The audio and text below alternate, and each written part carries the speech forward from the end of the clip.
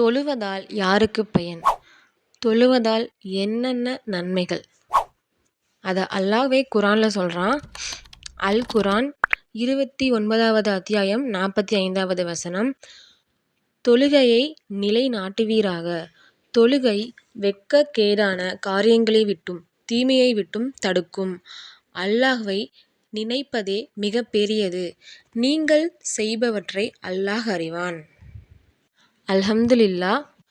அதாவது தீய செயல்கள் செய்வதை விட்டும் ஒழுக்கக்கேடான காரியங்களை செய்வதை விட்டும் இந்த தொழுகை நம்மளை காப்பாற்றும். அப்படி நம்ம தொழுகையை நம்ம கடைபிடித்து வரும்போது நம்முடைய உடலும் சரி உள்ளமும் சரி தூய்மையானதாக இருக்கும். நம்மளுமே தூய்மையானவராக தான் இருப்போம். அப்படி இருக்கும்போது நம்ம இம்மையிலையும் வெற்றி அடைய முடியும்.